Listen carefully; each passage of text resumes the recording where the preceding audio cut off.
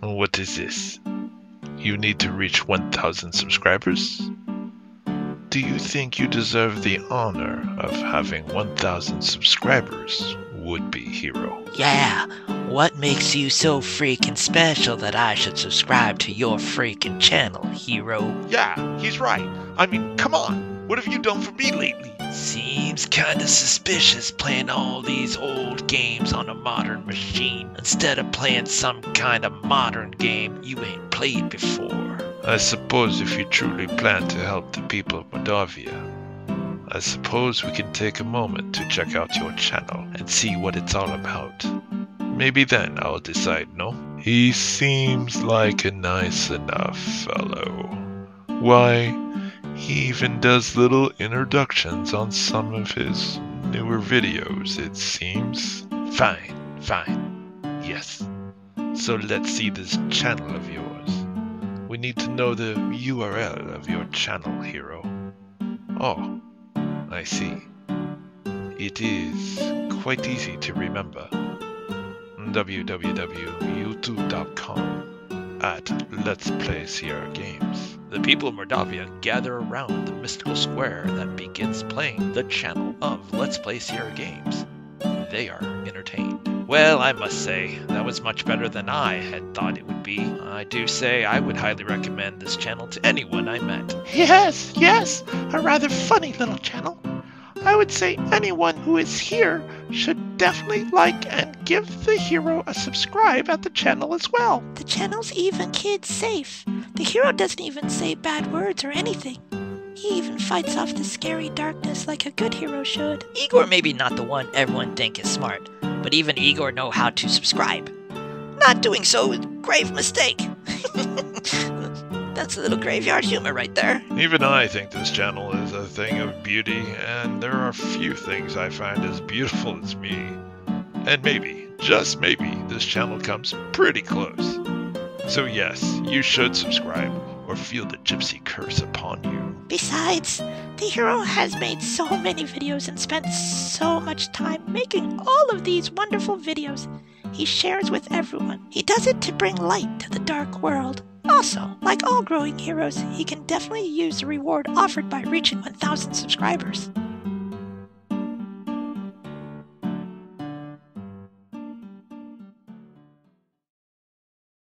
Alright, after roughly 3 weeks, we are back. I had a pretty busy couple of weekends, whether it was actually playing D&D on the weekends. Normally I only do these commentary videos on the weekends. It's the only time I really have a lot of time to myself to sit in my room and do these. Or there was like massive heat waves where I live, and then there was also potential of a hurricane. It was a very chaotic last 3 weeks, but here we are, back to Quest for Glory 4. And we've done a lot of things. If you watched parts 1, 2, and 3 and then wondered where 4 and 5 are, I'm going to see if I can potentially knock out both part 4 and part 5 of my commentary video. We'll see how today goes. But if you've watched the first 3 parts of my Quest for Glory 4, so this is part 4 of 5, you'll see that we've actually been doing quite a bit now. Like in the first 2, we were pretty slow moving. We talk about it every time, but when I'm replaying these games, I'm not using any kind of walkthrough, so it is a lot of exploring at first and trying to map things out, see where things are, stuff like that. So, with that said, you'll see that there's a lot of things that I may do a few times to try to get right, but that's the fun of like playing some of these games that I haven't played in a long time. Some of them I've got memorized, like a bunch of the King's Quest, Leech Larry, even some of the Police Quest. The Police Quest, I always need the codes, so I don't use a walkthrough, but I always need the codes for when you're calling for dispatch and stuff like that. But with Quest for Glory 4, talked about it in one of the other ones, or maybe all the other ones, I did not remember this game being this good. For some reason I remembered it being very dark and dreary, and it felt like that. I can't remember what that land area is called in in King's Quest 7, where it's super dark and there's the pumpkins and all that. That's what it reminded me of in my head, but clearly I was mixing the two up. So Anyway, we've just said the word that now makes that one live bush disappear. And we're going to go ahead and save because no idea, again, not using walkthrough, no idea what is on the other side since we've just made the bush disappear. And we're going to save it as Here We Go Again. And I swear it's not a tribute to a Whitesnake song, even though I love the 80s metal and I did enjoy Whitesnake, and really, who didn't enjoy the video back then if you're a guy of Tanya Catan dancing on a frickin' car. But it's mostly in reference to just Here We Go Again into a new area that I do not know. But as soon as I walked into this area and I saw that hut way at the top, I knew where I was. So we're going to see, we got a nice grim scene here with a dead body just, if you will, hanging out. And then we can see a number of skulls, and if you remembered from Quest for Glory 1, there was a skull on Baba Yaga's gate that was quite talkative. And the nearest skull does have a perplexed view of looking at you like, what are you doing here? And he has a gem in his eye. So clearly the same skull from Quest for Glory 1. Whoever did the voice acting of the skull was amazing. I thought they did such a great job in the fact that this skull doesn't move other than his mouth, but his voice gives this skull so much personality that you don't need to see any hand gestures or anything like that. The fact that it was a stationary thing that you are talking to and has this great amazing voice of how he talks. The voice actor, like I said, did an amazing job. And really, I mean, that is the one thing I did not remember about this game, is the incredible voice actors that voiced all of these characters. They all did a freaking remarkable job. Like, I am so glad I played this channel again, or I'm sorry, I'm so glad I played this game again. And playing some of these games, like even Quest for Glory 3, I did not recall, other than when I ran into the bug, I did not recall it being that fun, but I actually really enjoyed Quest for Glory 3. So coming back and replaying these again with no walkthrough, makes it feel like it's playing it for the first time again, and I immensely enjoyed both Quest for Glory 3 and Quest for Glory 4.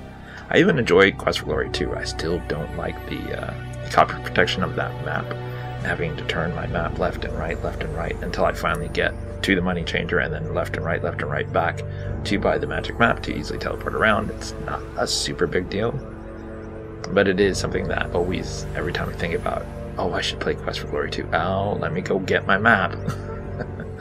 But the rest of Quest for Glory 2 I actually really enjoyed. So we've done quite a bit, so there are a number of dialogue options in which we can speak to him about.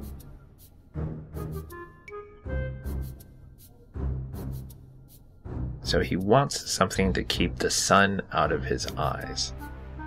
Now, I can't remember because it's been 3 weeks, but what's his name? I forgot his name. The one who we lead to his wife out in the woods. We got his hat. I think we've already got his hat. If we don't, we're going to go get it. But I believe, if I remember correctly, we give him the hat, and that's basically what gives him that snazzy little look that he'll have pretty soon. Nikolai. That's his name. Just came to me. So when we led Nikolai to his wife, Anna, out in the forest, wow, it's all coming back to me. And we eventually talked to them back and forth, and he says, is there anything I can do for you? We say, hey, I'll take your hat, which is really weird because he's a ghost, but somehow he still has his hat. Maybe his hat's on the floor of where he died with Anna. And so you find out that the other skulls will listen to him, so if you try to get by him without doing what he asks, they will kill you.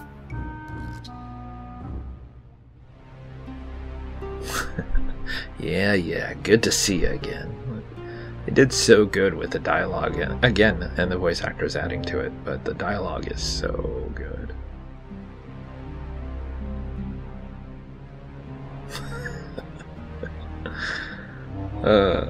Not bad at all.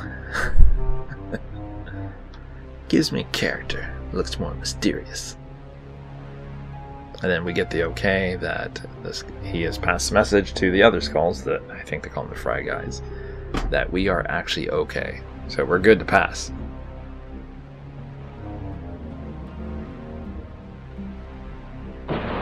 So now we're going to make our way to the hut. And normally it's hut of brown, sit down, but so now we see that the hut is mad that it had to leave Spielberg. So now we need something to calm the hut down. So naturally it's not going to be that easy that we just give this guy the hat and then we remember the old rhyme of hut of brown, sit down. Everyone else seems to love a sandwich. Does he want a sandwich? Nope. No sandwich for the bird house thing. Pretty sure this isn't going to work. This is, yeah, of course not. Birds like corn, so why not some corn? Yep, there we go. He just sits on the corn.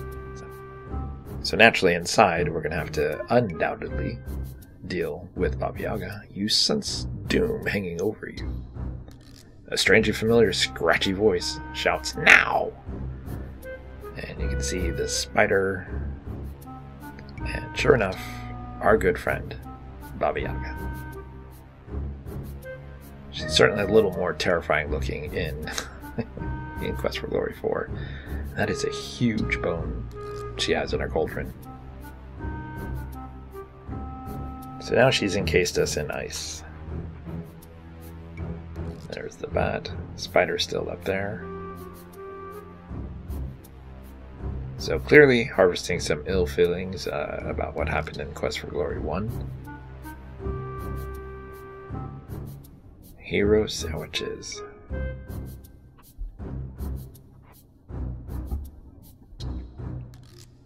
So things are looking bad for the hero.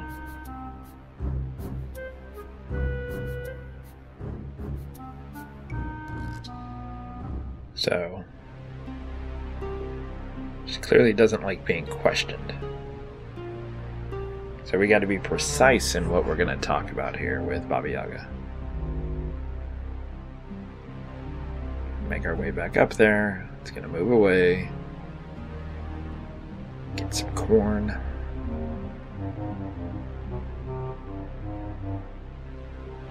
Alright, so now we know that asking one question incorrectly will get you killed. We're going to go ahead and save the game before we go and talk to Baba Yaga.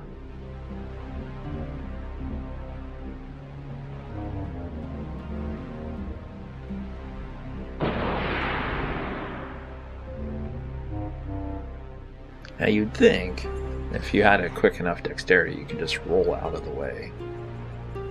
But here we are, once again, encased in ice. So it's all the same thing. Basically saving the game. Is there anything I can say to stop myself from death, or is there something else I need to do first?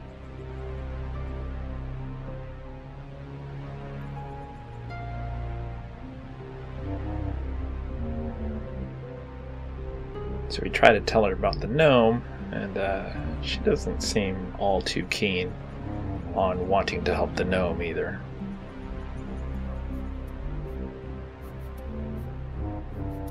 But at least telling her about the gnome has somewhat changed the dialogue. So now she wants elderberry pie, but she doesn't have the ingredients to make it. And she's willing to take it with or without ice cream, which would mean if she took it without, that means we don't have to die. So we're about to get a list of ingredients that we're going to have to go fetch in order to appease her.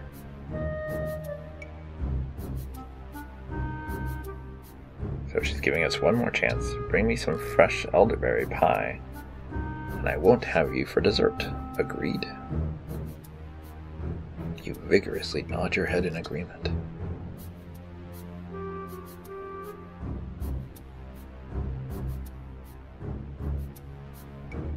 So she sends us back to the front. Well, what do we have here? Back in one piece.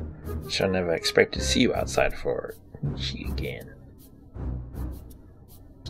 And the hut is going back off to the side. So now we need to get the ingredients to pie. So now we're going to ask him about the pie. Because she never actually gives you any ingredients.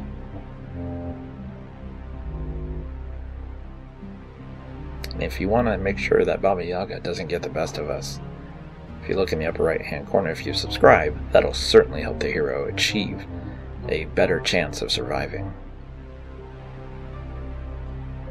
So we'll need to make it ourselves. Grind some bones, or get some bones and grind them. I think we already have the bones.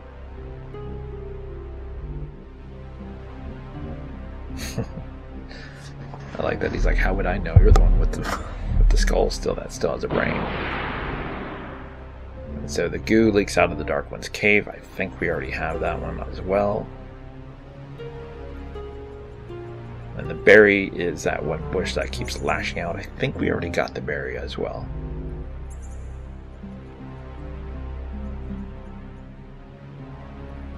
So now we know what that cauldron right there is for. So we're going to make the pie in there.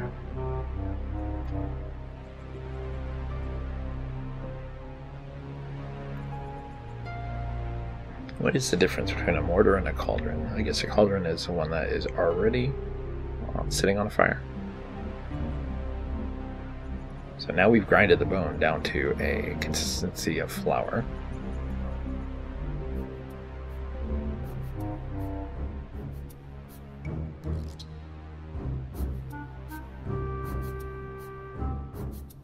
So now we have a flask of bone powder. Not sure if I'm doing this right or if we should just all leave it in there and mix it all together. We'll find out. And there's our pie pan. I think we got it from... Did we purchase that?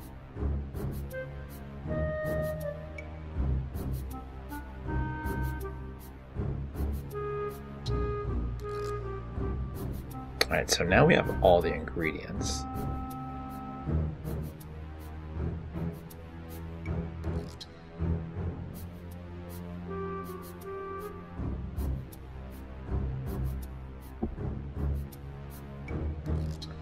It says looking good. Now show it to the head skull over there. And get out of the way fast. Alright, so now we know that we can cook it.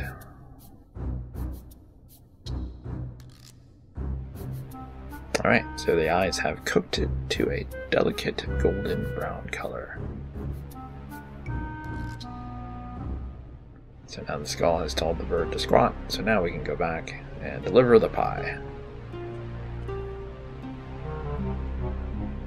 I do like that he rushes past the trap. But naturally, Baba Yaga is full of tricks.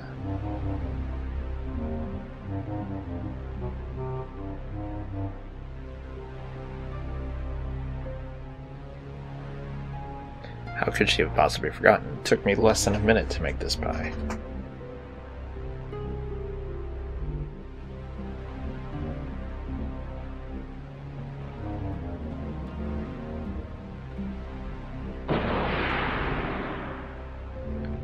And she says, that smells delicious. Just the way I like it. Fresh from the fire.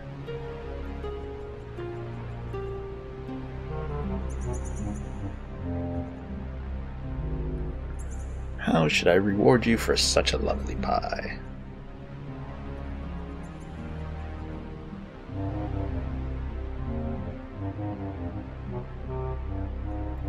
So, she's gonna go ahead and let us live, because we may be useful in the future. So what is it that you want as a reward for your lovely pie? And the options are quite a few. We get a magic spell. We can ask for something different.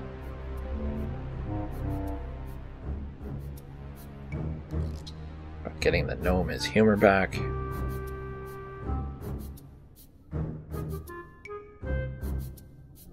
So we get a good humor bard, and that we're going to go give to the gnome.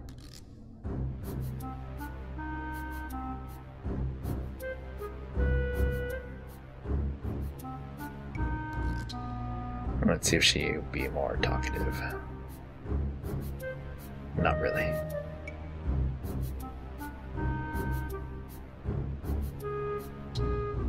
Castle got some interesting inhabitants.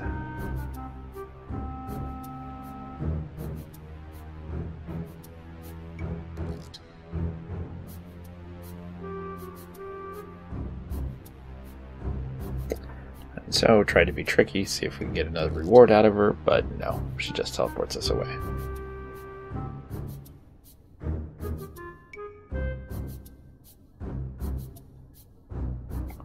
Alright, well, hopefully we made the right choice, and we're not going to need whatever spell she needed, or the something else that she could have potentially given us. So we're going to make our way back, go give the gnome the humor bar, and see if the gnome can provide us with anything.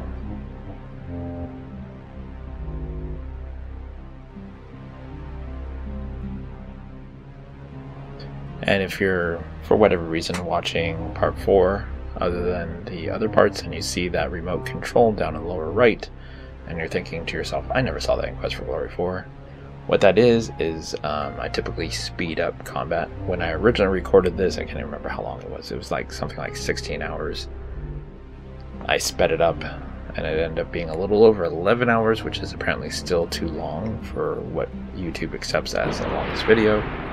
So that's why I ended up breaking it into 4 parts, but in doing so I still wanted to speed up some of the combat, because once you've seen the monster and seen what it does, seeing it fight over and over and over, as it frequently happens in the game, just kind of seemed kind of pointless. So a lot of the combat you'll see me fast forward, and that's what that hand is. And sometimes if I'm, for example, if I'm practicing my throwing, I'll pick up a bunch of rocks and just start clicking throwing, and so I'll fast forward that as well, so that the animation is much, much faster. All done post-edit, obviously.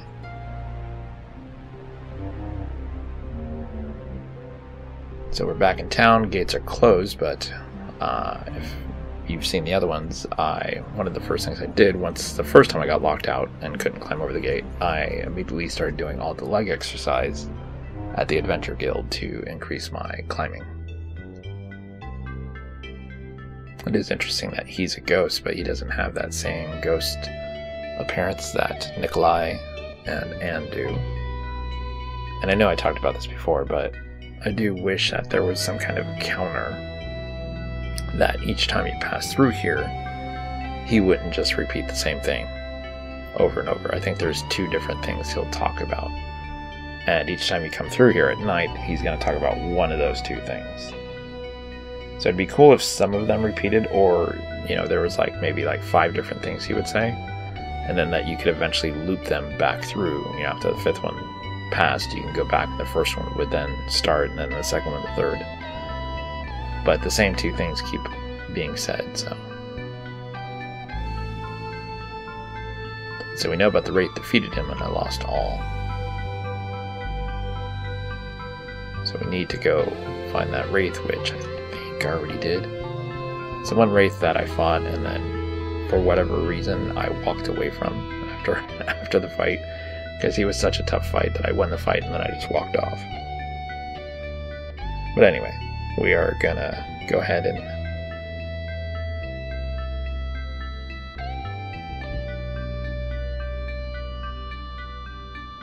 so let's just head over to the inn.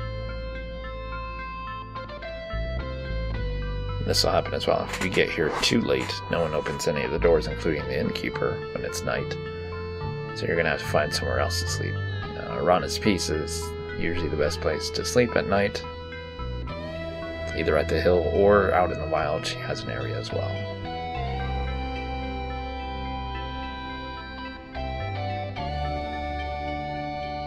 But before we do that, we might as well add some more weights.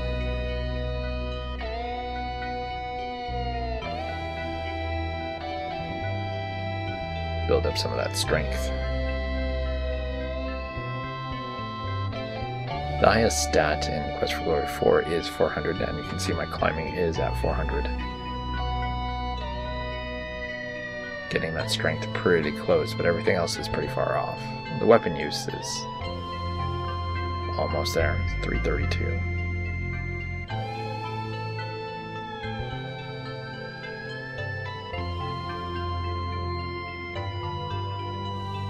And so this is one of the places you can sleep as well. And typically when you do, I recommend doing it because you'll have dreams that kind of help with the story.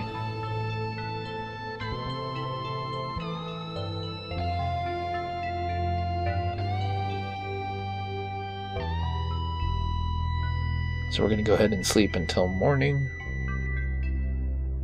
and have another dream.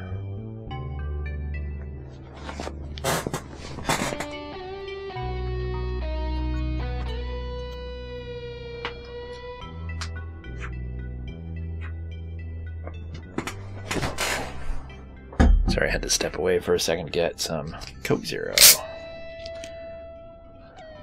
I think I've mentioned Coke Zero a few times in some of my videos, even though I'm not sponsored by them. I don't even think Coke has any need to sponsor on YouTube, but I do drink perhaps a little too much Coke Zero.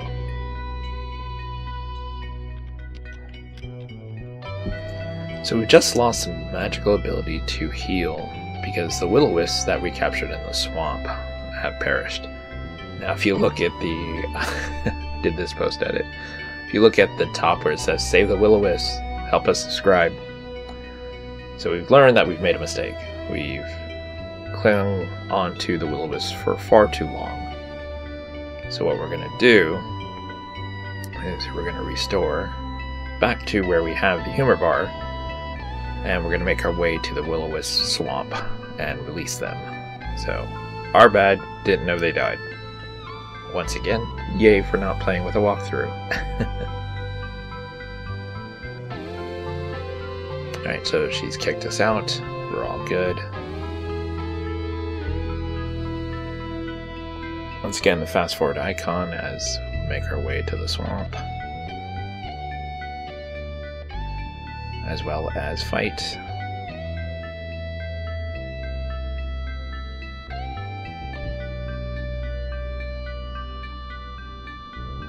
So we set it down, and the will-o-wisps go back into the swamp. Which is kind of weird, because if you find out the lore about the will-o-wisps, it says that they're the spirits of deceased children. So, I mean, do you really want these spirits of these deceased children to just live in the swamp forever?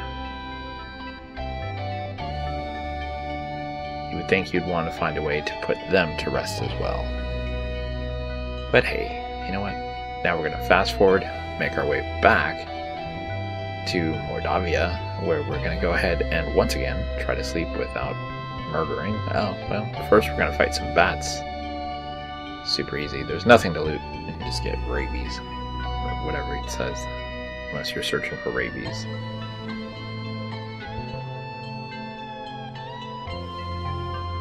I know that one of the options is force the gate, but I feel like that would make the people of Mordavia very upset that you've broken their gate down. And once again, here we are with the paladin.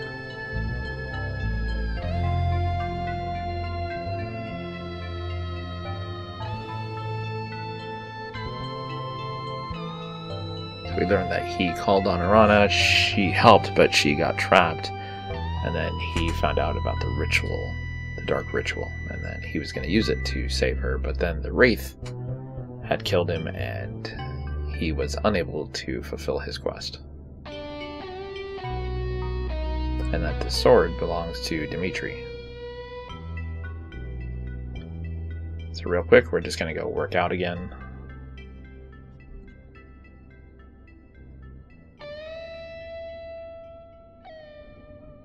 Do some leg day work.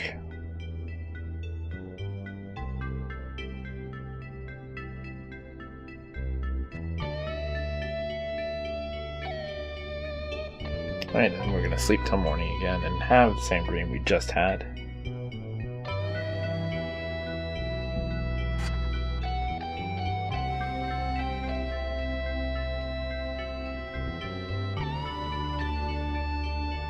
So we dream about kissing her, but I think we're technically in Bierto's place. So we're kind of seeing his view of things, I believe.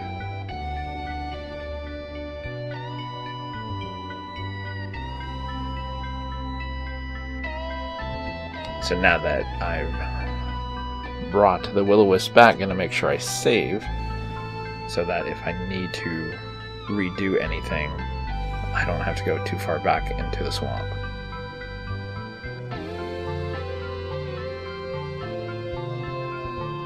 See, it's interesting that we've talked to the spirit that is his grandfather? Father? Can't remember. That the option to talk about his father and what his father had done and all of that, that's not available.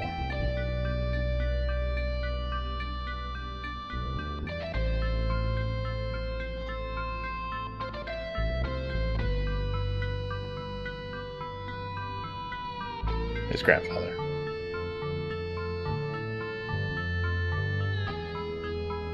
One of the things I really enjoyed is that you see these characters go from not trusting you as a hero to you earning their trust and seeing that personality change in them as they become far more welcoming. I think that is a fantastic tribute to this game, that they showed these, I'm just going to call them NPCs, like these non-player characters, actually showed growth and they showed change. So that's one of the many amazing things. Like, a lot of times in RPGs you don't see that. You can go kill a bunch of things and help a town and they're like, oh great, I'll still sell you this stuff for the same price I sold it to you before.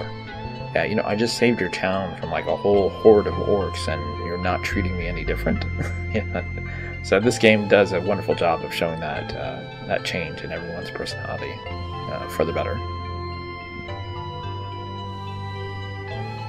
So now we know that Tanya was stolen from her bedroom one night. It was about 2 years ago, and there was no sign of what happened to her.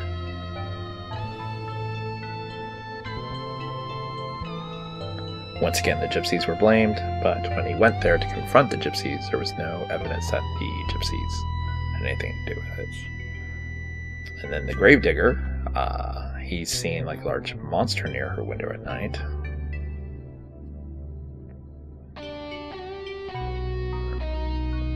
And then the Domovai? I believe Domovai is how they're pronounced. They supposedly have one in every house. They bring good luck as long as you don't harm them. They're creatures of legends. But here's a spoiler alert, there is one in this guy's inn.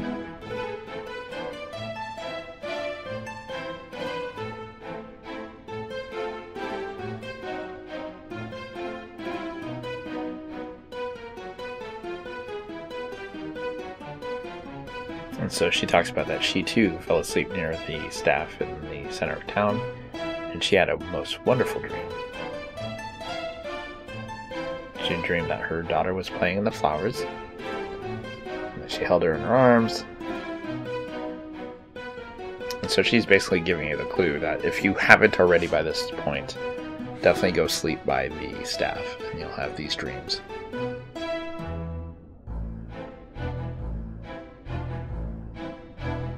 Still, could you try to visit the staff some night? The dream could have been important. So right there, it's a great thing that they're doing in terms of game design. In case the player has been sleeping in the inn every night, or perhaps sleeping out in the wild or on his piece in the wild, sleeping by the staff is going to provide a lot of story elements, which I keep saying. You should definitely sleep by the staff, given the opportunity. You do also want to come into the inn, because there's something in the inn, the Domovai, whatever. So we have to talk to him, and he'll give us some information. I can't remember if we already have. And so she talks about that she's not given up hope.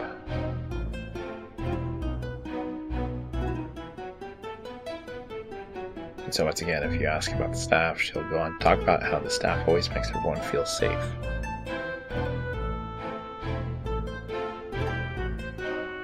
And once again, she says, I know that you should visit there at night sometime. Perhaps you'll have a pleasant dream there.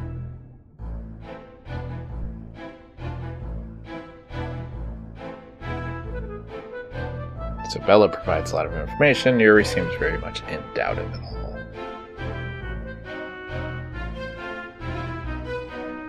And that's very complimentary, where she says, it seems like you're the best hero.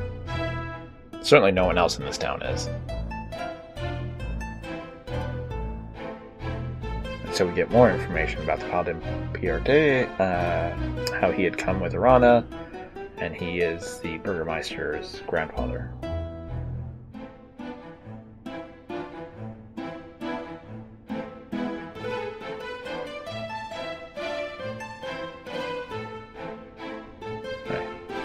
Set up to the Jester's room, the gnome.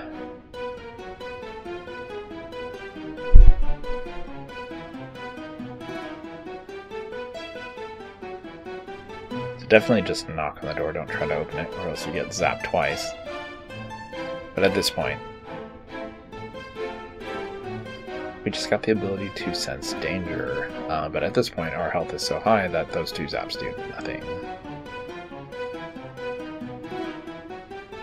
So we can see the gnome clearly still does not have a sense of humor. So when you initially hand it to him, he does not seem to believe you, but he does finally eat it.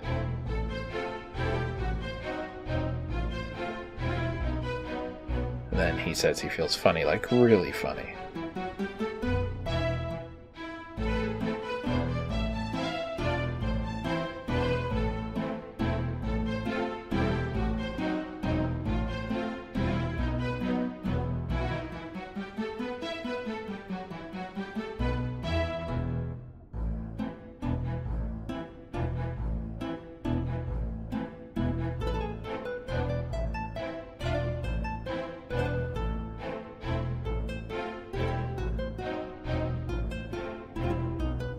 So now the gnome is pretty much useless. He's just telling jokes and providing pretty much useless information.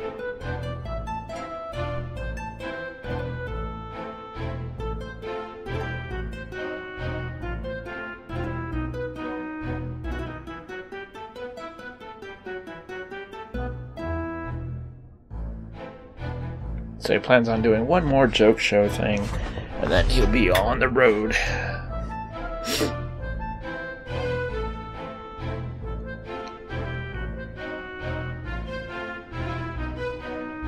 And so, as reward and payment, he's going to tell us something known as the ultimate joke.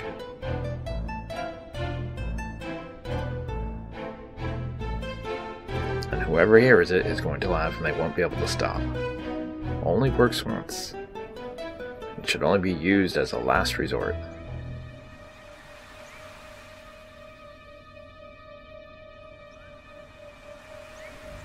Now, it's pretty clear that you're probably going to use that ultimate joke near the end. And you'll see when we get to the end, spoiler alert, I fail a number of times. And I feel like some of it is timing issues in the game. Because there's a few times where I thought, oh, okay, I got it now. And then something would rapidly change. So, we'll see it when we get there. But yeah, things don't always go well.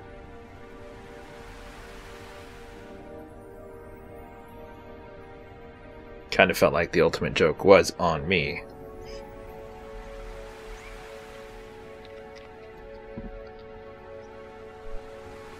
So we can see it's bright and early in the day.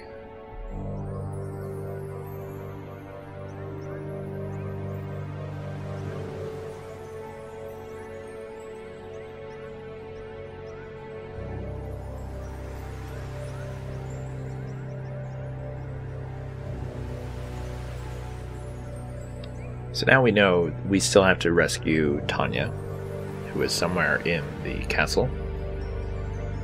Well, we know that it was taken by a large creature, and based off of everywhere we've been, the castle's really the only place we've not really had the chance to explore. Igor was talking about that there was a woman at the gate, and that would be the same woman who our hero keeps running into.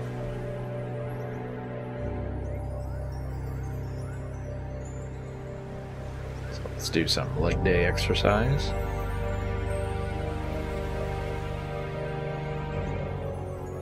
So leg exercise is only apparently per day.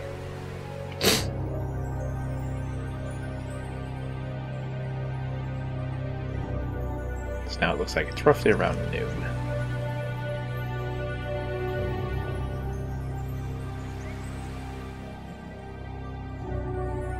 So now they know Nikolai and the old man is dead. He wandered out of town yesterday and found only his tattered remains. He will be missed. Now, if they only knew that it's because we sort of told them about Anne, now they're together. So now we know that Nikolai used to take him over to the lake. He's kind of like a brother. So now, in turn, he had taken care of Nikolai when Nikolai got older.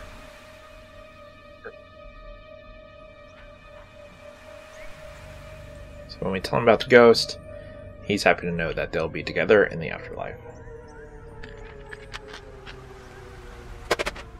Sorry if you heard that, that's just me throwing the Coke Zero into a bag. The aforementioned Coke Zero that is now empty. It's a small bottle. And he says goodbye, try not to run into any more ghosts, please. I think that's a dig, because we led Nikolai to his, sort of to his happy ending, demise, if you will.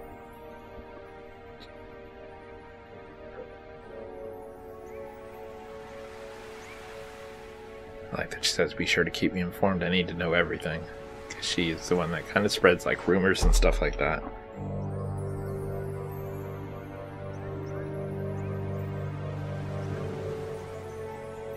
It is odd that Dr. Cranium is seen basically making like a Frankenstein, and yet that never comes into play near the end of the story. That would have been kind of cool to have his thing be a part of the end if you've helped make it happen.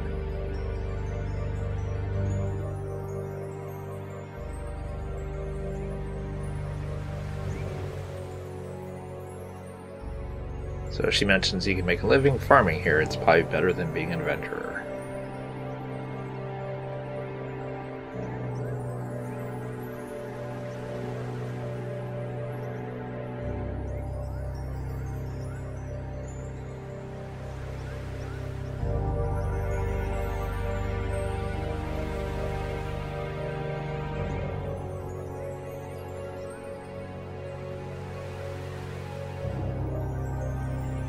So we see that he eventually grew tired of Olga basically complaining about him.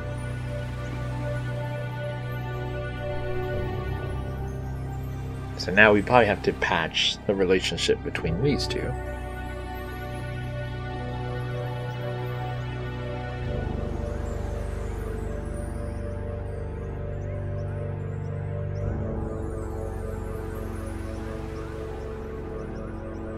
So we learned he's now moved just inside the gates.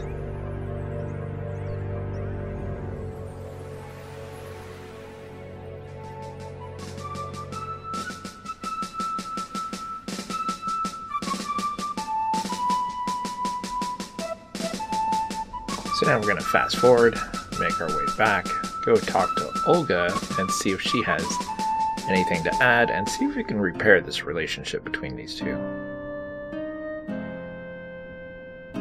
Now we can talk about Boris to her.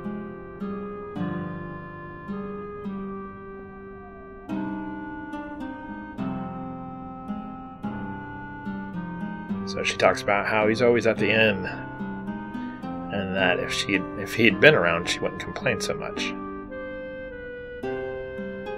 Alright, so let's go back and see Boris, and see what Boris has to say about this. So we're going to fast forward back. There's the eagle, which apparently from what people have said on my other videos, the eagle doesn't represent anything. He's just there, which I think is weird. It seems odd that he lands and that there might be a way to interact with him, that maybe no one's found it yet. So that we talk to Olga and we say how Olga is lazy, and nothing to do there. She'd sit at the inn and talk with the other men. She thought I was lazy. So now we know he had nothing to do because she did everything. All she ever did was sit around and give me orders when I was in the shop. What was the point of dusting if no one came into the shop to notice the dust?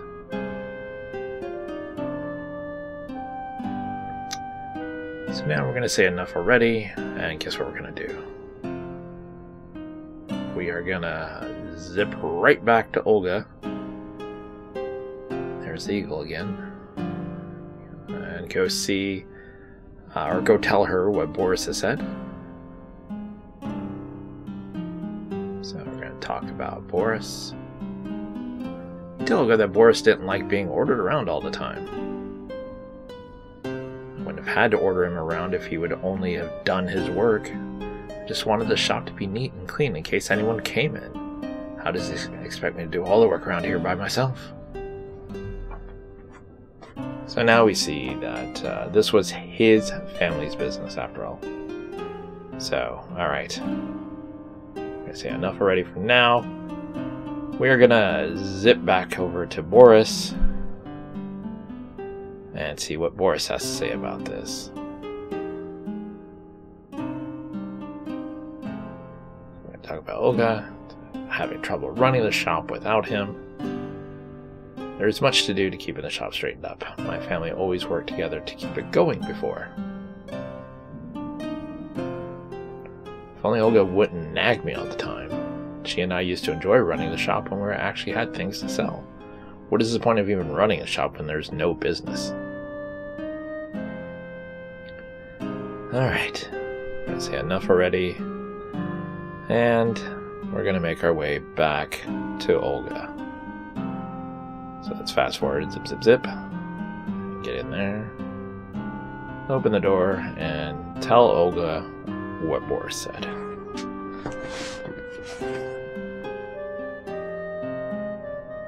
Tell Olga about Boris doesn't see any reason to keep the shop open when there's nothing left to sell. No business. Just tell the man about my avocado and garlic sandwiches. People come in and buy them all the time. Cool. So now we know the shop is actually still doing business with this weird sandwich that she's made. We've bought in quite a few, for that matter.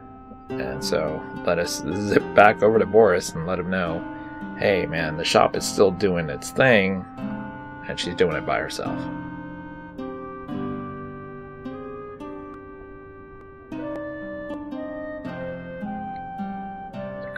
Talk about Olga. Tell Boris about Olga's avocado and garlic sandwiches. How I used to love her avocado and garlic sandwiches. We had them on our wedding night. Ugh. You should have seen the garlic and avocado flowers decorating our wedding cake. Beautiful. And she baked the cake herself. She always was a good cook.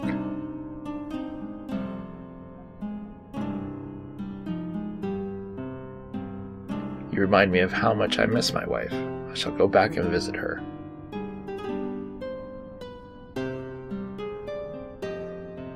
Alright, enough already. Let's see if Olga has anything to say about him coming back. So we're gonna zip on back. There's the hawk again. Go inside. I'm telling you, there has to be something with that hawk. Hello, do you have any news for me? Let's go ahead and tell her about Boris if we have that option. And no. So there's nothing left, so it looks like Boris heading here is what we needed to happen. Alright, and as we can see, nothing else to say here, so we're just going to go ahead and leave. Let's head for the Adventurers Guild. I can't remember if we slept, to see if we can get in some extra leg day work. So there's Igor, hammering away as he does every day. He's either very slow or makes a lot of tombstones for a town with not a lot of people left in it.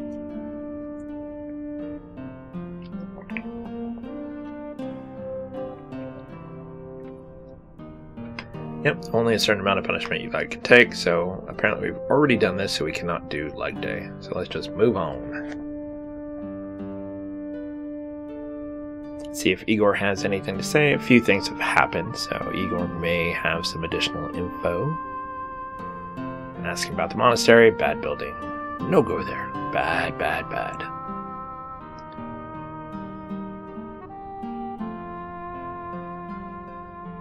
I do like that Igor doesn't hear a lot of things, but then he goes on to talk about the many things that he knows about. I do love Igor's little graveyard humor. Alright, so nothing new there. Let's keep moving on. We've already resolved Nikolai, who is now a ghost, and his hat went to good use. To, I believe his name is Bonehead, if I remember correctly. And then, do you need something, or are you just bothering me on a general principles? So, remember how I said earlier that everyone seems to have a more delightful attitude towards the hero? Apparently, he's not always in a good mood, which makes sense. The hero can be pestering at times. So we're going to quickly fast forward through here, because there's nothing really to do here. And what you'll see here is that, it's asking to replace instead of save. And if this is the first video you're watching, no idea why you're watching this one and not any of the other ones previous to it, what I do is I will Alt-Tab, move all the saves game into their own separate folder, come back, and that way I can just keep saving in the same location without having to overwrite anything, in case I need to restore back. And also that allows me to have all these save games where sometimes, when I remember, if you go to forums.sierrahelp.com, there's a great forum community there. I think I have a lot of save games that I should still upload, because usually after I finish the game, what I'll do is I'll try to upload my save games there in case they benefit anyone, because like I said, I save them all into different folders. And so here we are with the gnome jester, who supposedly has his humor back. Personally, did not find any of his jokes funny, and they last way too long. So I'm just going to keep quiet, and I'll just fast forward through the jokes when he's done, and we'll just keep talking after he's done talking about all his great jokes that he now has a sense of humor back for.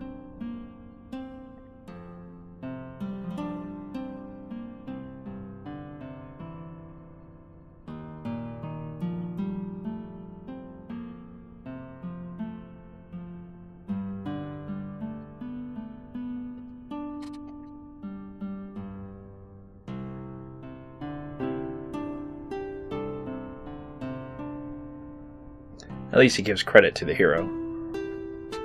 Although I don't know if I was the hero if I'd want the credit of restoring this guy's humor, which isn't all that great.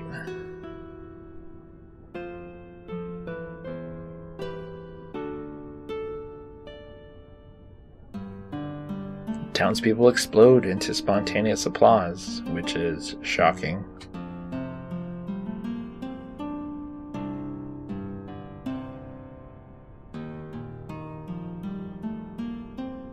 That is one thing I'll agree with, though. Keep smiling. It makes people wonder what you're up to, or what you've been up to also.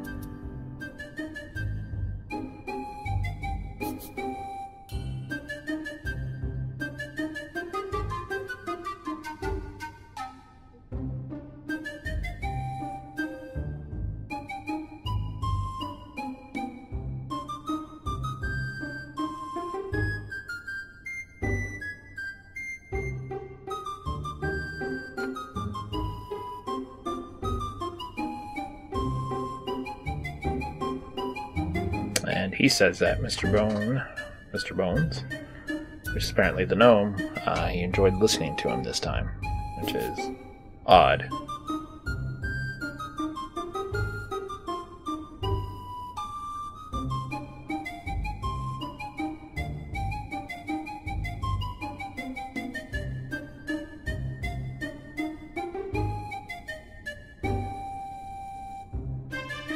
But that is true. These people have not been able to laugh for a long time, so maybe even a bad joke is funny to them.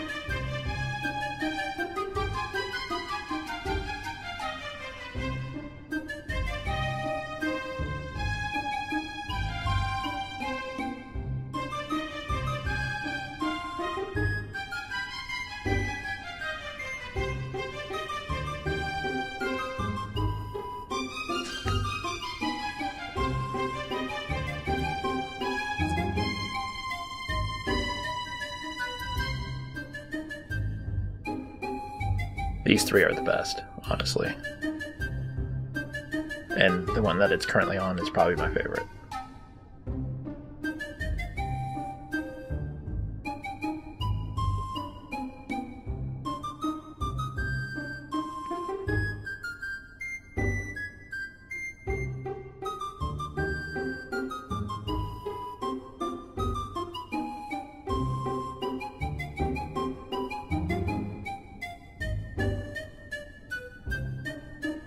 So it seems like there's still something left with the gnome, because he says he was going to leave when you click on the plans, but then he stands there. So I wasn't sure if there was something else that needed to happen. And if you say goodbye, your voice is lost to the crowd and the gnome doesn't hear you.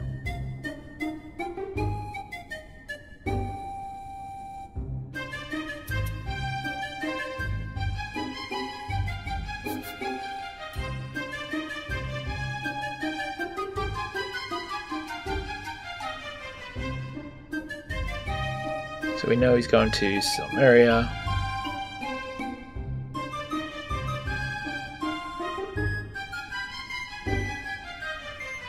So at last. So everyone, I'll leave you with this. A man runs up to his doctor and says, "Doc, you gotta help me."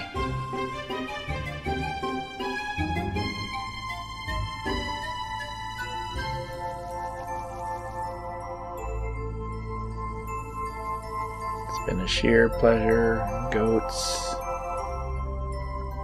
Bad dude, yeah. He's gonna bleed it. So, yep. Going into the room will help put an end to the gnome's appearance, hopefully.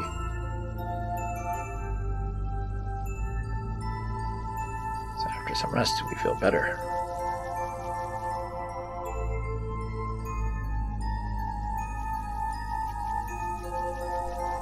And the patrons are still here. The gnome is gone.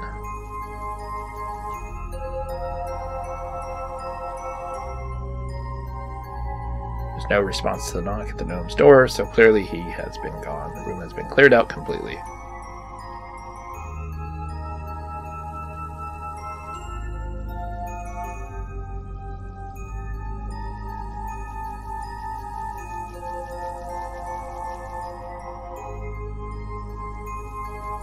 After some rest, you feel better.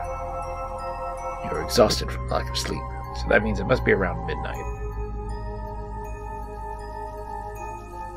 Which should mean everyone is gone, and yes, if you look above the fireplace, there's something new there. You have a feeling you are being watched. And sure enough, there he is, right there. It's the Demove? We're gonna head down there, talk to him, and get some more information.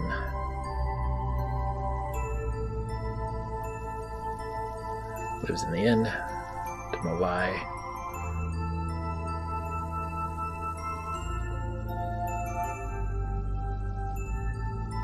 So he says that he brings normally good luck, but he feels like he's brought bad luck. No people come to the innkeeper, and the innkeeper and his wife are unhappy. Mordavia is a sad place. There's too much dark magic.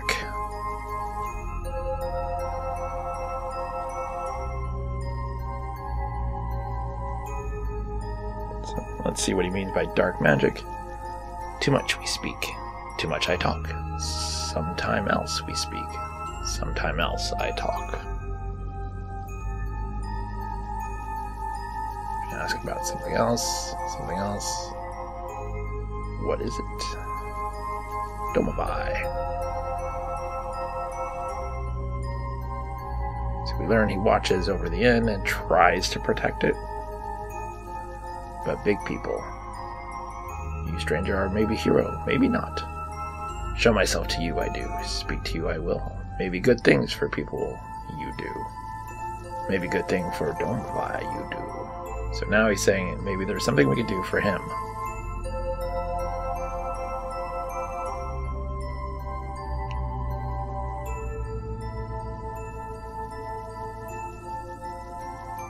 He wants to talk a little bit later, so we'll have to do this again, where we stay at the inn, sleep until midnight.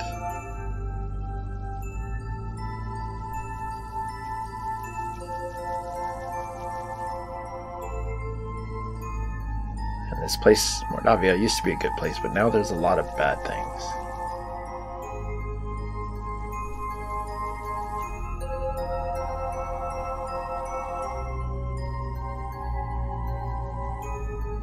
So you introduce yourself, and he says, oh yeah, this place needs a hero.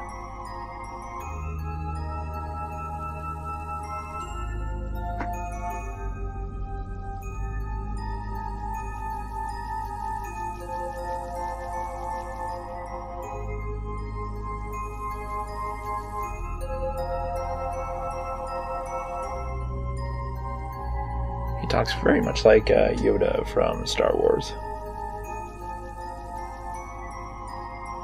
Alright, so we've gotten everything we're going to get out of him for now. We'll have to basically repeat this process.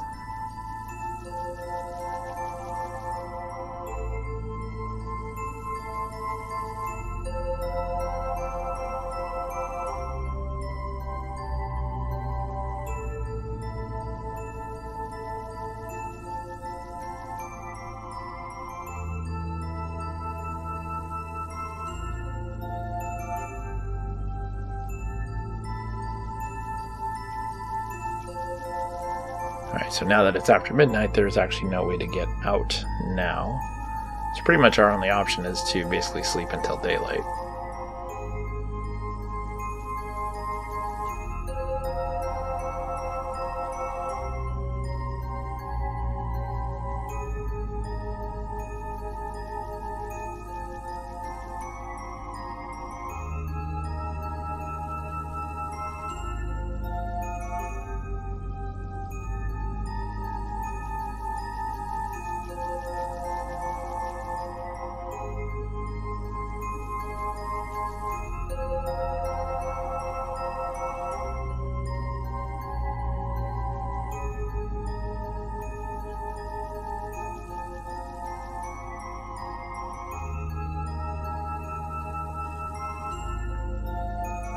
So he's still here. He slept a little bit. Let's see if we can get some more conversation out of him.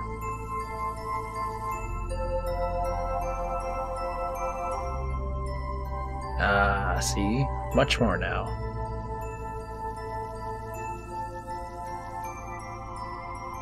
So he talks about all the people that we've helped. We've kept busy here in Mordavia, for sure. Olga and Boris need help. Others need help. Even Domovai need help. You help some, maybe you help others.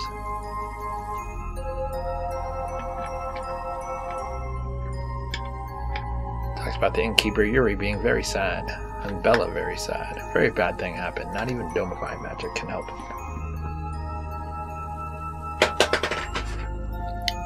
Need hero, need powerful hero.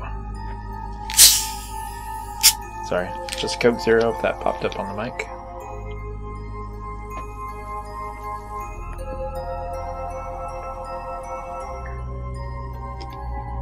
So we ask how we can help.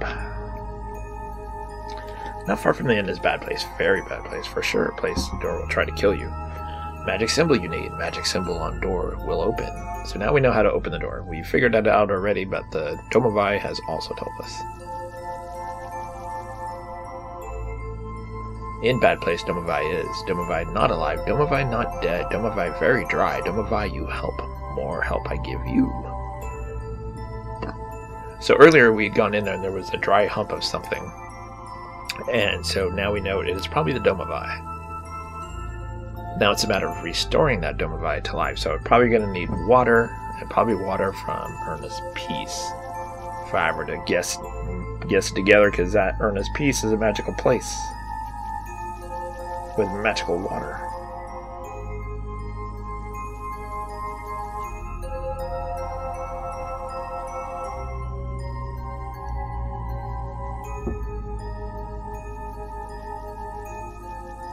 And then he talks about the undead, helping people find their place, their final resting place.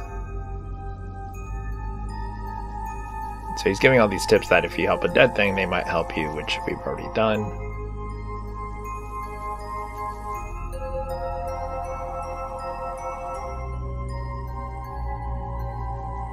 He warns us that there are plenty of undead things in Mordavia that are bad.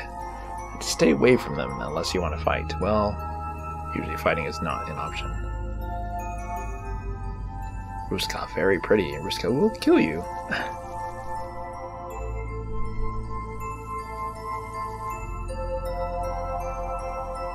And so even he tells us that she's been killed by an untrue lover, and now she's forced to kill others. Maybe if we're kind to her, she will not kill us. Then again, maybe she will. but we've already solved that one if I remember correctly.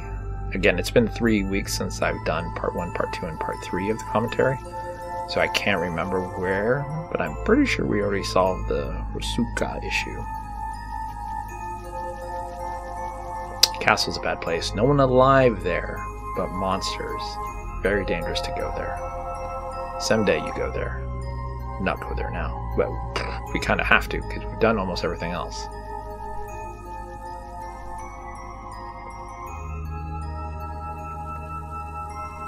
Need to be very strong, smart, and powerful. Well, strong and powerful we got. I don't know if we're smart.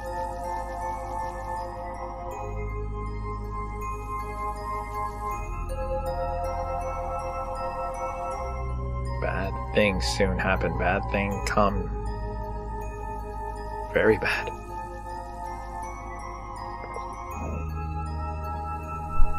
Need powerful hero. Check mark. Need smart hero. Uh-oh.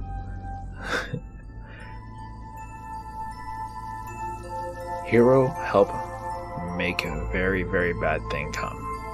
Hero help very, very bad thing go.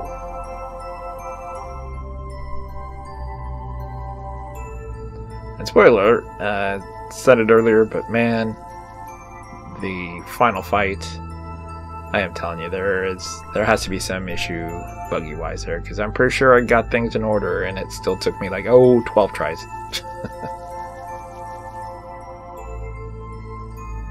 In the castle, many things dead, many things undead. Talk to the gypsies.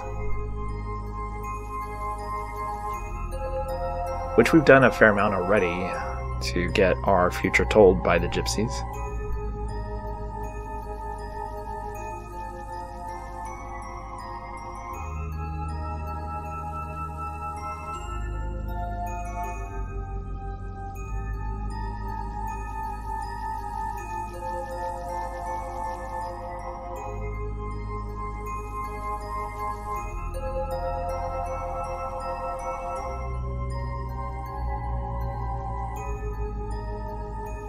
We're going to go ahead and save because we've gotten some new information, some new combo out of him.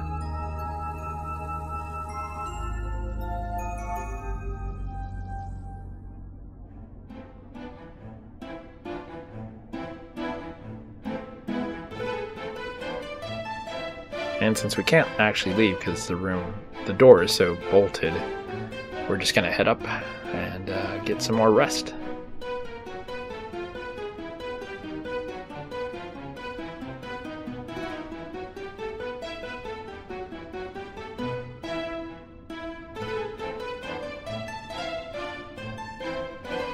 Try the same trick.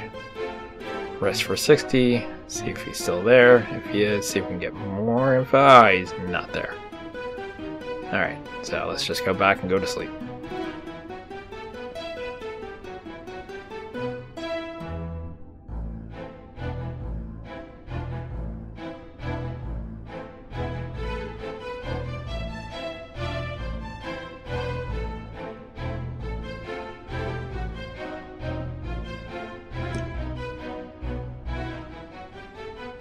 Awaken as the sun begins to rise.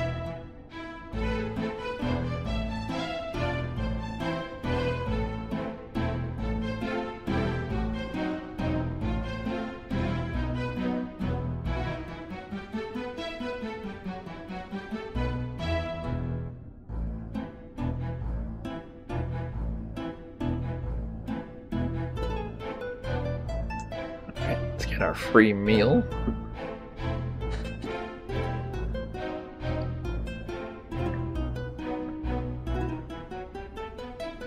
It's interesting that she slaps a pipe in her mouth, but when you talk to her, she does not have a pipe in her mouth.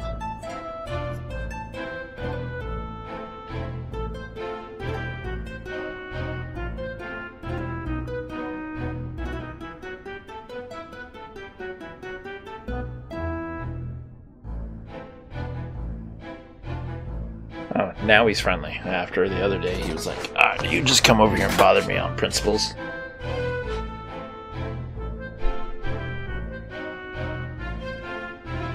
So we've already talked to him about all the things there. We've rested, so now we can go do another leg day.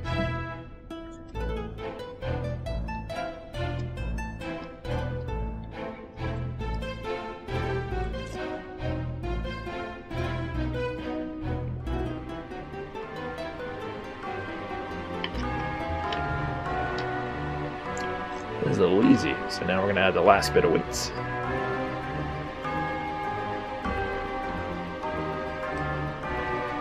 Get in some leg day. You can see that our health dropped, but it actually did not drop. It's because our health actually increased. And so we need to heal or rest to get that health up to its new maximum. See, vitality went up to 344. Strength is up to 382. We're almost close to that 400 mark. So we're going to save after leg day.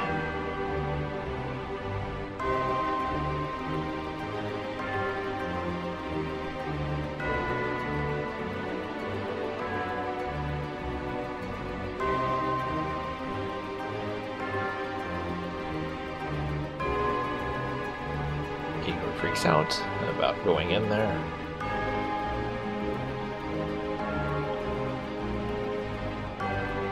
But we don't have a choice. We have to save the Domabai.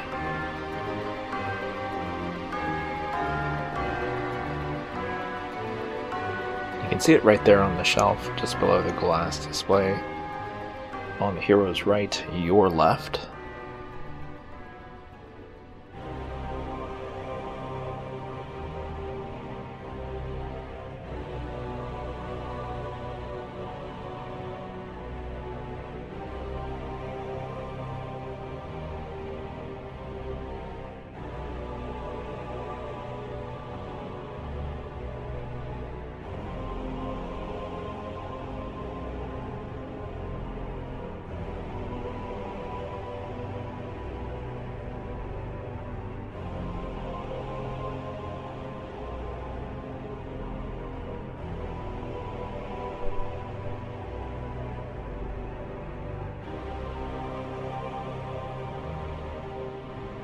Just like how it says you shouldn't break someone's property. Of course, if you destroy the evil place, you know, nice consistency and belief, right? But we can't destroy it just yet, because we have to rescue the dried out Domabai.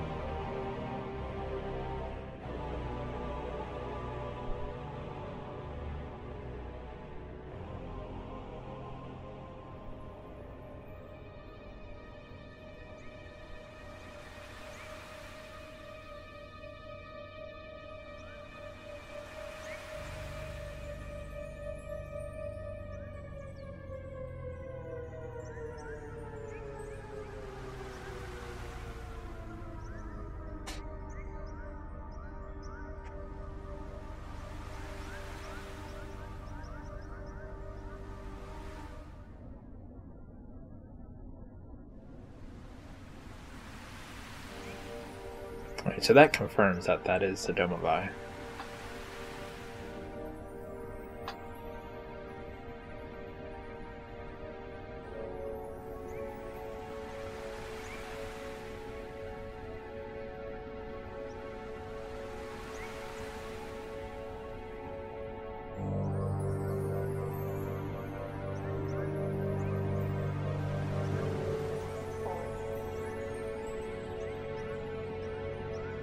So we clearly do not have what's required, nor is it in here. Again, probably the water from Rana's piece.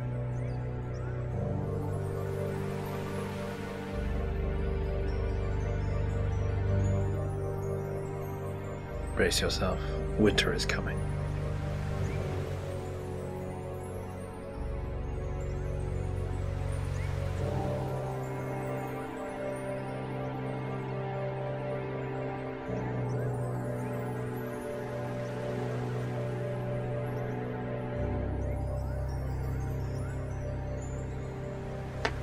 Alright, so now we're going to fast forward and zip across.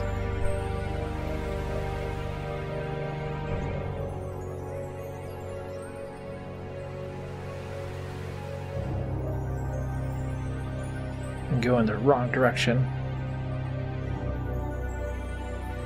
And Rana's piece. Got some water. Another flask of it, because it's magical. Why not? And we're going to fast forward and zip back.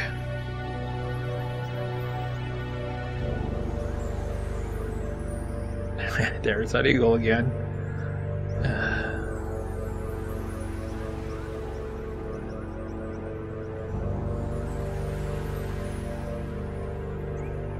Right, symbol on the door. He tells us don't go, but we gotta go.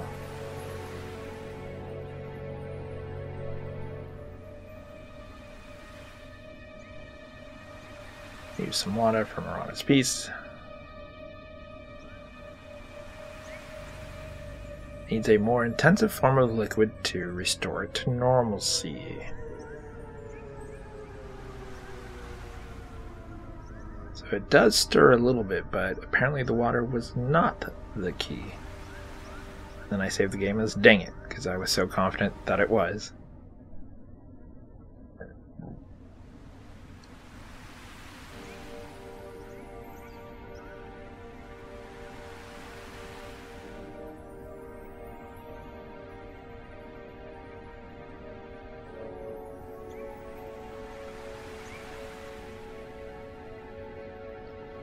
Alright, so we have to do the bell thing.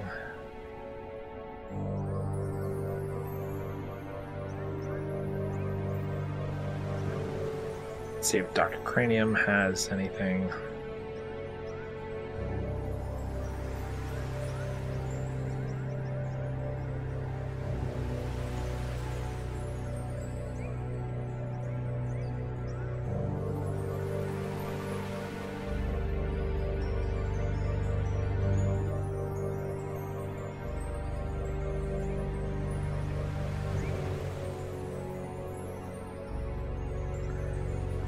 Door open.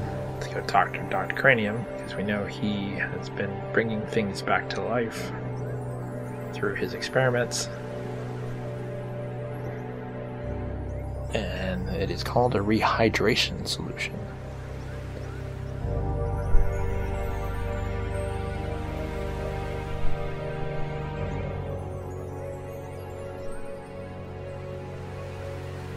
So he goes on to say if we can make enough, we can basically rehydrate the Shiparian forest.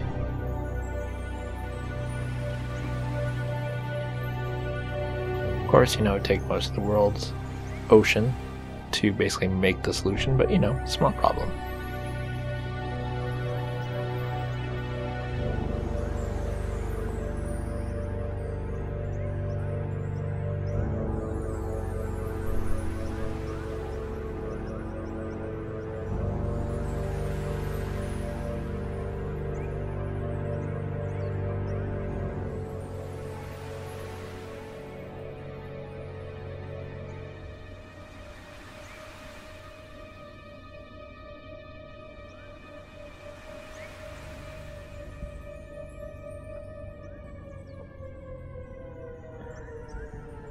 Alright, so we're going through here. Elements certainly make scientific sense. Sure they do.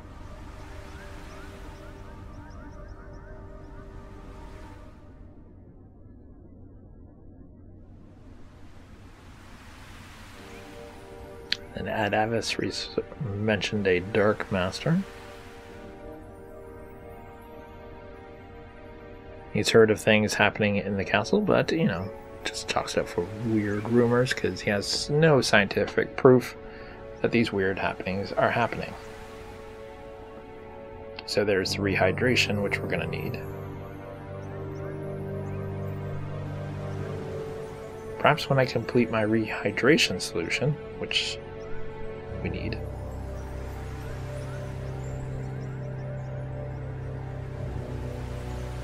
Scientific elements of earth, air, fire, water, and pizza.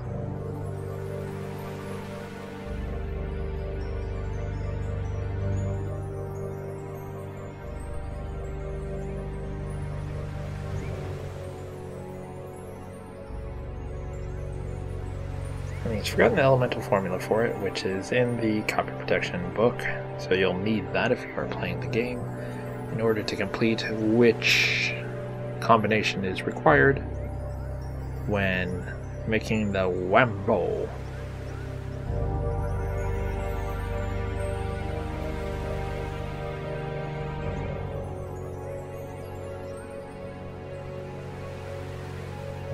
Yes, that sounds right.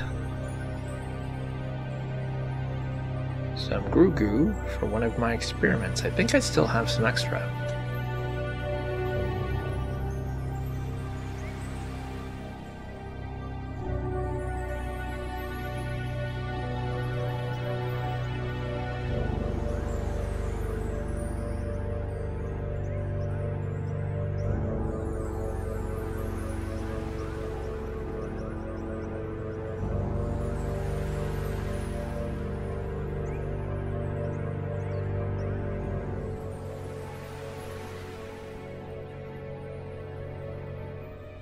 All right.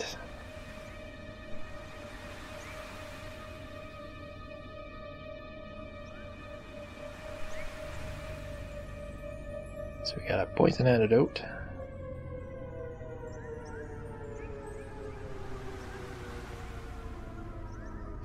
So he has the rehydration ready. We just need a flask of Goo Goo.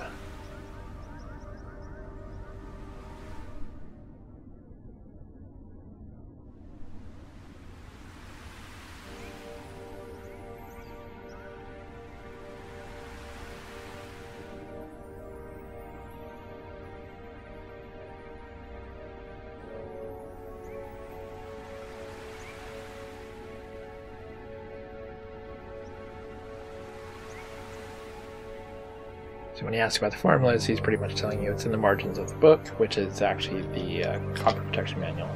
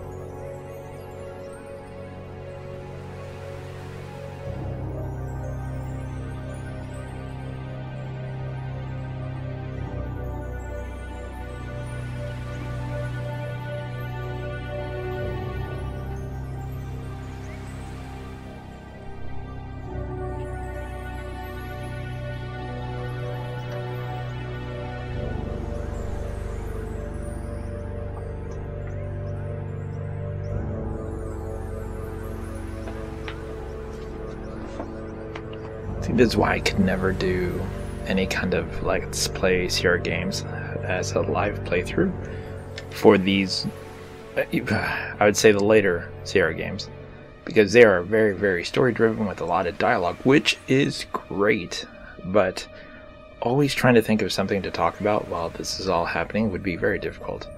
The older Sierra games, like King's Quest 1, 2, and probably 3 and 4, I could probably talk and do a live playthrough. Leash Larry 1, 2, and 3, I could probably do talk and live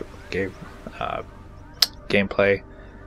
But these other games would be very, very difficult because there is so much dialogue. And, you know, this game literally took me 16 hours. So naturally, you wouldn't do it all in one sitting. So you'd do it in like segments, kind of like how I do the commentary. But even in these commentaries, when I originally spliced this commentary, it's roughly about 2 hours. But you'll see by the time I speed up where I don't say anything, I try to do that quite a bit so that there isn't like a lot of dead air between when I'm saying something, which results in the character moving very quickly through the screen sometimes, because sometimes there'll be huge gaps where I don't say anything. You'll see that this like, for example, this video will probably be roughly like maybe an hour and 15 minutes, I'm guessing. By the time I'm through speeding up segments where I'm not really talking about what's happening on the screen or anything like that, because a lot of it is just a lot of dialogue. I'm just cutting straight to it, like, oh yeah, there's my rehydration potion that I need. And then he goes on to talk about a number of other things, which important to the game, but nothing I can really add to in terms of just running my mouth about it. So if you ever wonder why I've not done any live playthroughs, that is why. I'm not sure I am capable of talking that much through some of these longer games. So now we have our rehydration potion. Again, Igor tells us, don't go in there, it's a bad idea. But we have to save the... Oh, I already forgot what they're called. Demovie? No. Demovai? Demovai? Whatever. The dried out guy. We have the rehydration potion, so that should be all good now. Just need to give that to him.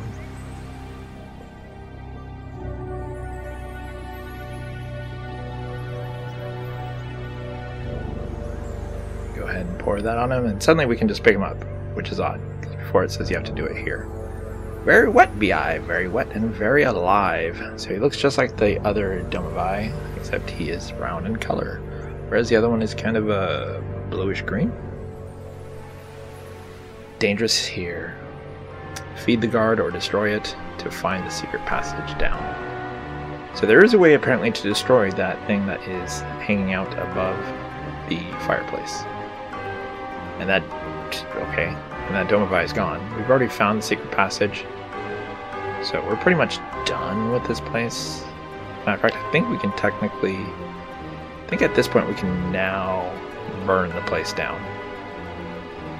Which I think I'll end up doing a little bit later, just in case. But pretty much we've already gotten everything that we need out of there, so... Now that we've helped that Demovai, we'll have to go back to the inn at some point, sleep until midnight, and speak to the other Demovai. Domovai, that's what they're called.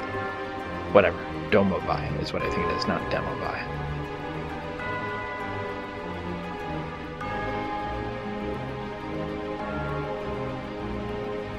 So Olga has nothing to say about Boris, so we'll go ahead and head back out. So hopefully Boris at some point has visited her. I would assume that she would have said something like, yeah, Boris came by tonight, whatever, but apparently not.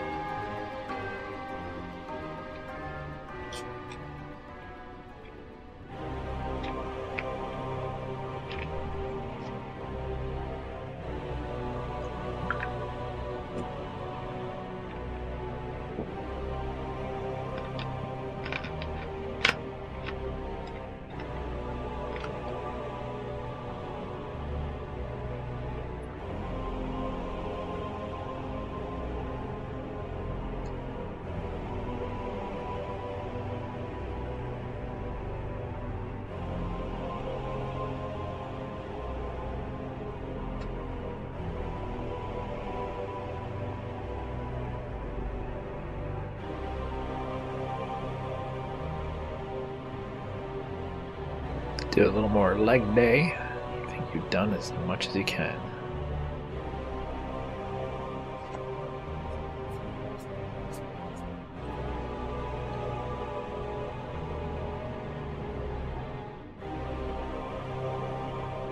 So our strength is 384, not at 400.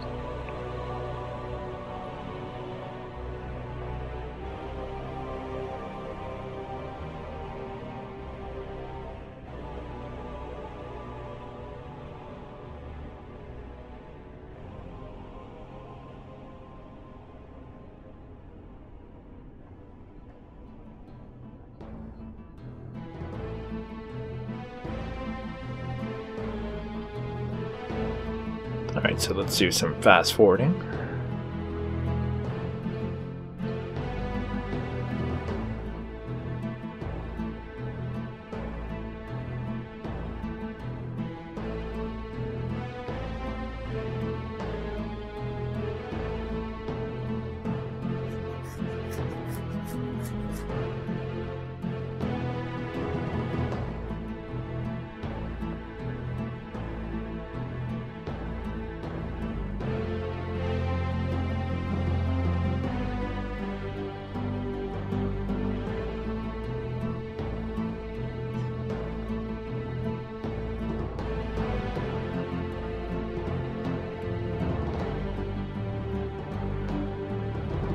So it looks like he has been back. It's nice to be able to snuggle with my Olga again on these cold nights. Thank you for getting us back together. So it looks like Boris and Olga are now a thing.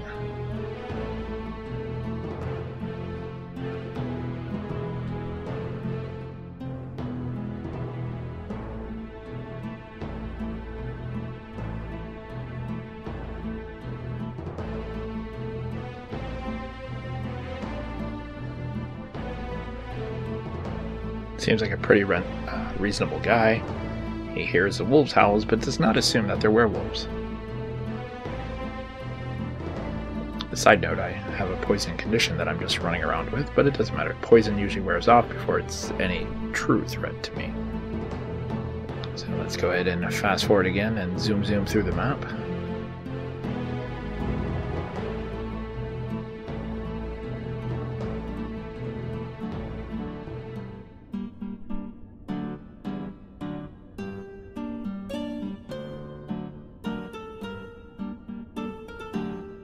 As you can see, despite being poisoned, and though my health is down almost to half, that's including a fight, but no magic, no stamina, no nothing right now. So I can't even really use a heal spell. So we're going to just do a quick little thing of throwing rocks around. You can see the health quickly depleting. Which is funny because I walked around a lot and didn't have my health deplete, and yet I go throw rocks, and that'll do it. So you can see you drink the cool water, and it tastes like wild strawberries, but it also removes the poison condition because it is magical water. So let's go ahead and forward again. You can see a bunch of stuff has gone up. Rest.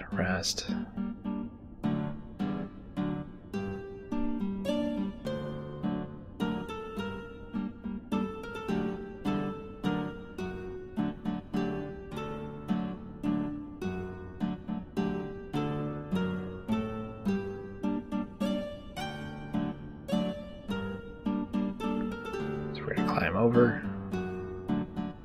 I've already seen his story, so I'm just going to rush through it. Going in, we see all the patrons there. What we're going to do is we're going to try to sleep until midnight, see if the Domovai appears. And there's a note on the chest. Let's take a look at that. The note reads, "Please meet me tonight outside the town gates. I'll be waiting." It's signed, "Your friend, Katrina." Well, is that sweet?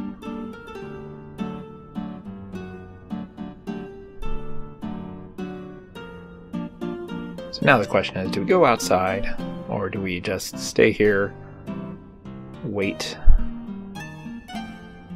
It says if we wish to return later, he'll try to let us in, but if we return too late, he won't be there to answer that door.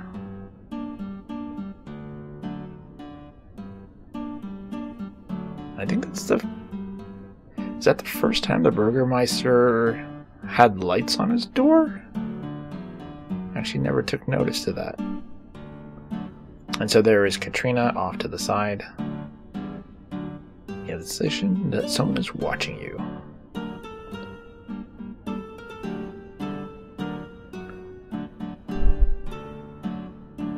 She asks if we got her note, and she wants to talk to us. So if you don't think I'm too forward, there isn't many new people around here. And she'd love to hear about our adventures. She's pretty much scoping us out to see if we'll be a potential danger to her.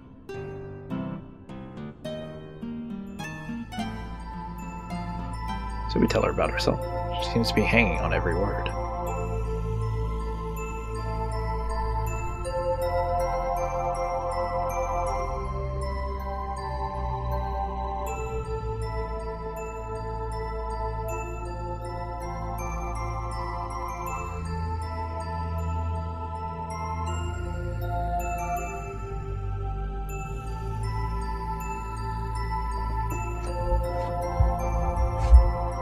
So we can flirt with her, but that she says she'll blush, but she also says she enjoys hearing us talk.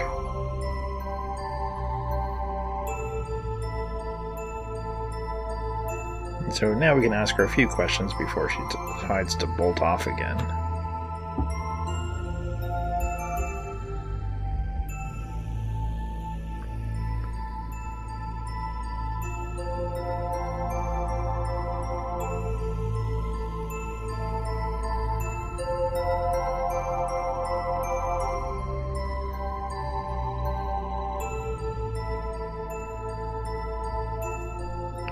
So she says she mostly, quote-unquote, works at the castle, and that's why she can't leave during the day. Someone would notice that she's not there.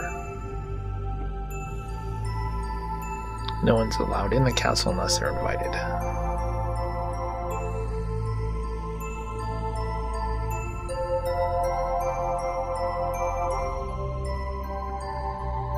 And as soon as you mention danger, she says, hey, you know what, I gotta go. Maybe we can meet again later.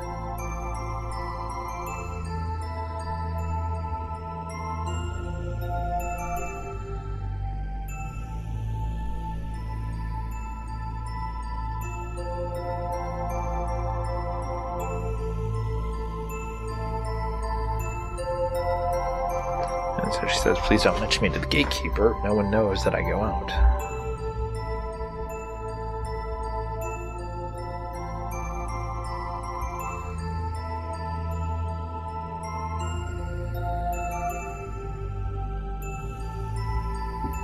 Alright, so let's climb back over the gate.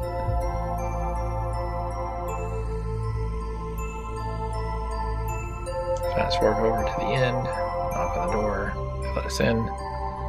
Pretty much we're going to just sleep until midnight now that we don't have a note on our chest.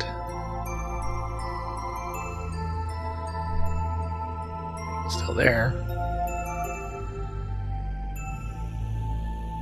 Once they say you're getting tired, you know that it's roughly midnight. And so there's the Domovai.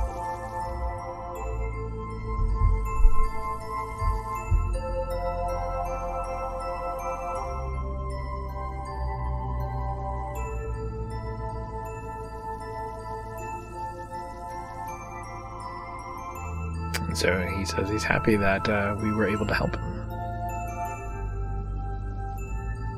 Many, many hero things to do.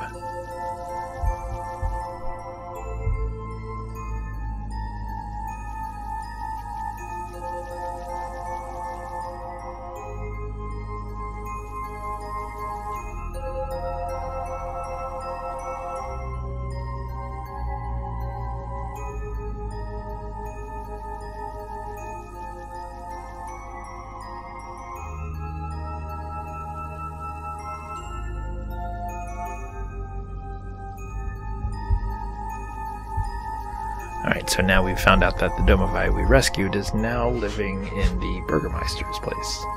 And that hopefully brings luck to the Burgermeister.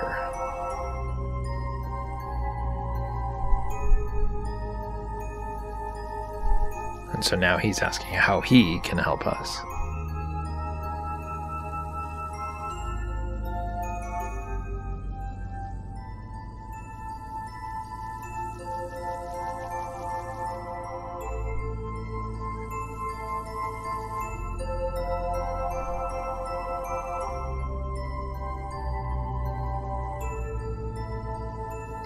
Now he says he'll tell us a story. Yuri and Bella have a daughter, Tanya, which we know about. Lovely daughter, laughing daughter. One day Tanya taken away, all because of a doll.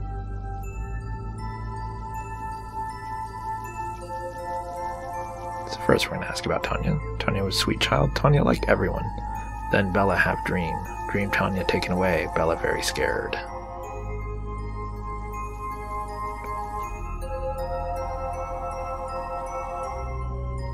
Not let Tanya play outside. Not let Tanya have friends. Tanya gets scared of dark. Tanya many times alone. At back of inn in dark. So now we know that the parents have put this hold on her. One day monster come. Big monster. Friendly monster. He visit Tanya's window. He talk to Tanya. Tanya not afraid of dark. Tanya now have monster friend.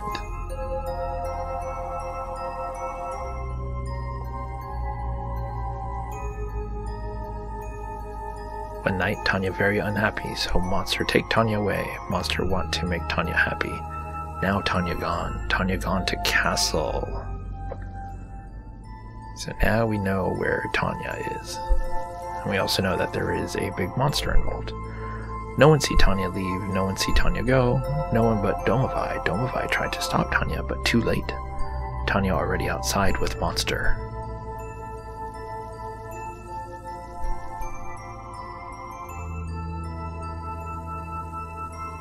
No tell Bella, no tell Yuri. Very bad thing. Tanya need hero, not dead parents. Only brave, powerful hero save Tanya.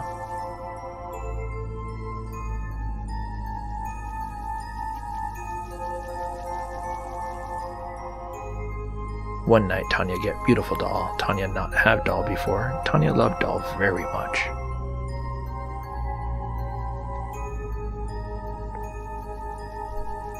Bella very scared. Where doll come from? Yuri very scared. Who gave doll to Tanya? Take doll away. Make Tanya very sad.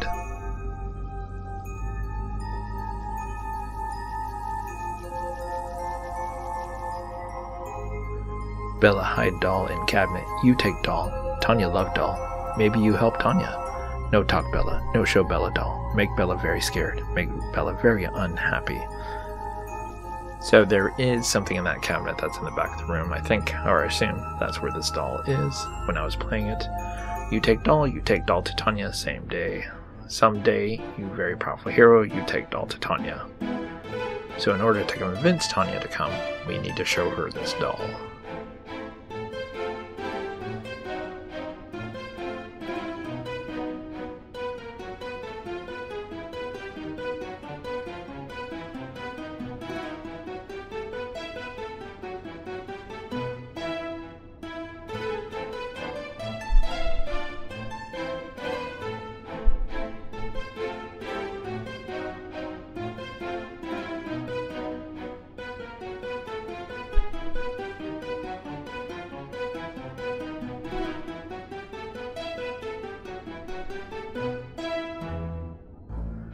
You open the cabinet and see a lovely doll. You carefully remove the elegant doll from the cabinet and store it in your pack.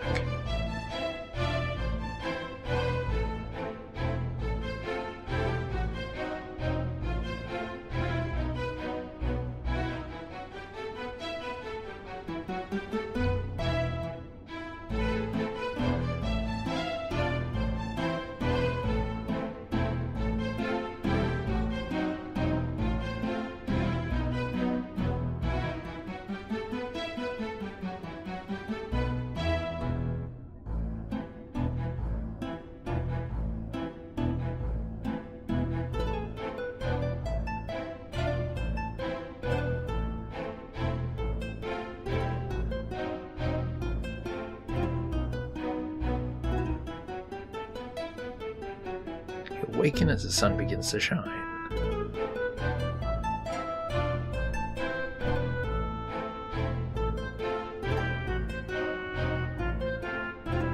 So we know about the secret passage, and pretty sure that when I was playing this, I was like, okay, that crypt.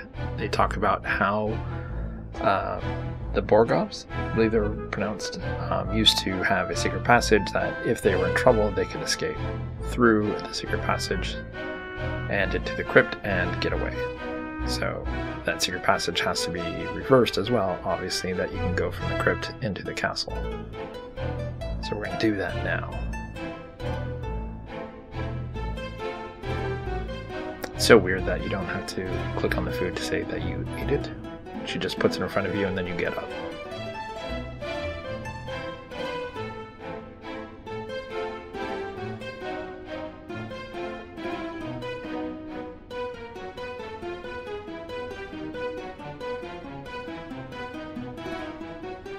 And so he has nothing new to say.